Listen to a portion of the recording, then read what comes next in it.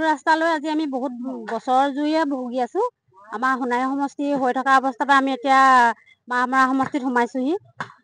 তপন গগৈ ছাৰক ক'লো, ধৰ্মেশ্বৰ কোঁৱৰ ছাৰকো জনালো, তেওঁলোকেও আহি ৰাস্তা চাই মেলি গ'লি, কিন্তু আজিলৈকে একো উন্নয়ন নকৰিলে।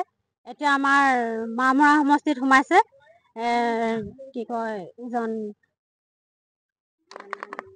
যোগেন মোহন ডাঙৰীয়া। এতিয়া তেওঁ এইডোখৰত আমাৰ জেগাডোখৰত তেওঁ নতুনকৈ সোমাইছে। তেওঁ ঘৰলৈ আমাৰ গোটেই মহিলাসকল দুদিন গৈছোঁ আৰু তেওঁ আমাৰ ৰাস্তাটো বনাই দিম বুলি প্ৰতিশ্ৰুতিও দিছিলে। এইখন আমি পঞ্চায়তৰ ইলেকশ্যনৰ আগত গৈছিলোঁ। তেওঁ ইয়াত আমাক চিগনেচাৰ মাৰি পেলাই আমাৰ ইঞ্জিনিয়াৰ ওচৰলৈ পঠালে।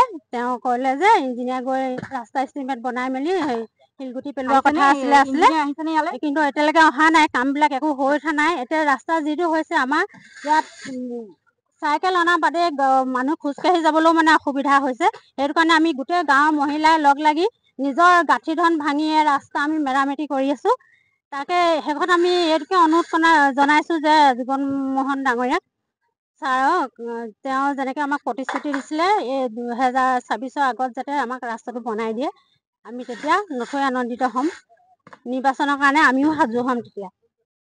বিকাশ আচলতে আজিৰ দিনত চৰকাৰৰ মাত্ৰ এটা ফোঁপোলা শব্দ, যিটো শব্দ মাত্ৰ তেওঁলোকে ব্যৱহাৰ কৰে TRPৰ কাৰণে। তেওঁলোকে মাত্ৰ ব্যৱহাৰ কৰে ৰাইজৰ মাজত ভুৱা ছবি এখন দাঙি ধৰিবৰ বাবে। বিকাশ আচলতে যদি চাবলৈ মন আছে, আপোনালোকে চফ্ৰাই মহন গাঁৱৰ এই ৰাস্তাটোলৈ আহক, বিকাশ আপোনালোকে দেখি পাব।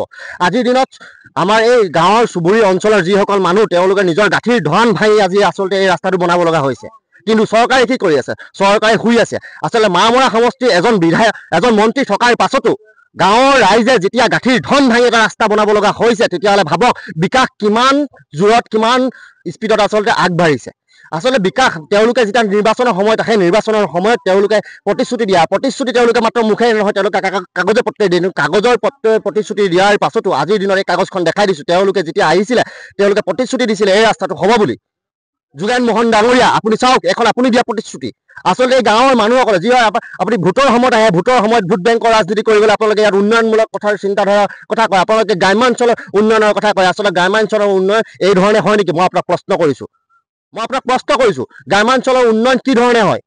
আচলতে আপোনাৰ কথা বতৰাবোৰ, আপোনালোকৰ যি চেলবেলীয়া কথা বতৰাবোৰ, আপোনালোকৰ বিজেপি চৰকাৰৰ যি চেলবেলীয়া কথা বতৰাবোৰ, সেই কথা বতৰাবোৰ এৰি সঁচা অৰ্থাৎ বিকাশ আৰু উন্নয়নৰ চিন্তাধাৰাৰ দিশে আগবাঢ়ক। আপোনালোকে যি কমিশ্যন ৰাজৰ চিন্তাধাৰা এৰক। আপোনালোকে এই উন্নয়নমূলক গাঁৱৰ যিসকল আমাৰ খাটি খোৱা লোক, যিসকলে গাঁৱৰ বাস কৰে, তেওঁলোকৰ আপোনালোকে বিকাশৰ কথা ভাবক। আপোনালোকে কমিশ্যন নহ'লে আপোনালোকে কাম নকৰে বুলি আমি শুনিবলৈ পাওঁ। আচলতে আপোনালোকে কমিশ্যন নহ'লে সঁচাকৈ কাম নকৰে। আজি ইয়াত উপস্থিত থাকি তাক মৰ্মে উপলব্ধি কৰিছোঁ। আপোনালোকে আচলতে কাম কৰক। যদি জনসাধাৰণৰ মাজত আপোনালোকে কাম নকৰে, কিন্তু বিগত সময়ছোৱাত কিন্তু ইয়াত কিন্তু আপোনাক ভৰি দিব নিদিওঁ। অনাগত সময়ত যদি যিহেতু নিৰ্বাচন আহিছে, 2026ৰ নিৰ্বাচন আহি আছে, এই ৰাইজে আপোনালোকক প্ৰত্যাখ্যান কৰিব, কিন্তু এই ৰাস্তা ভেটি দিয়া হ'ব। আপোনালোকক সোমাব দিয়া নহয়, কাৰণ আপোনালোকে প্ৰতিশ্ৰুতি দিছিলে। কাগজে পত্ৰে প্ৰতিশ্ৰুতি দিয়াৰ পাছতো আজিৰ দিনত কিন্তু আপোনালোকে প্ৰতিশ্ৰুতি হৈ থাকি গ'ল। আচলতে আপোনালোকে ৰাইজক হাঁহিছে, ভেঙুচালি কৰিছে।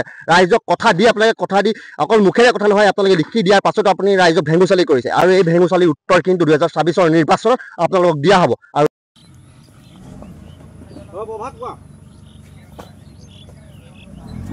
সমস্যাটো মানে আমাৰ এই ৰাস্তাটো আমি সৰুৰ পৰা একে ভাগে দেখিছোঁ। আৰু এই ৰাস্তাটোৰ এটা ইমান ডাঙৰ এটা অস্তিত্ব আছে, মানে এইটো ব্ৰিটিছ দিনীয়া ৰাস্তা হয়, এইটো ব্ৰিটিছৰ যুগৰ ৰাস্তা হয়। এই ৰাস্তাটো আমি সৰু কালৰ পৰা দেখিছোঁ। আজিলৈকে আমাৰ আগত দেখিলোঁ, কংগ্ৰেছ চৰকাৰৰ দিনতো দেখিলোঁ, কংগ্ৰেছ চৰকাৰ কোনো ইয়াত মেৰামতি নকৰিলে। আজি বিজেপি চৰকাৰ আজি 15 বছৰ ৰাজত্ব কৰিলে।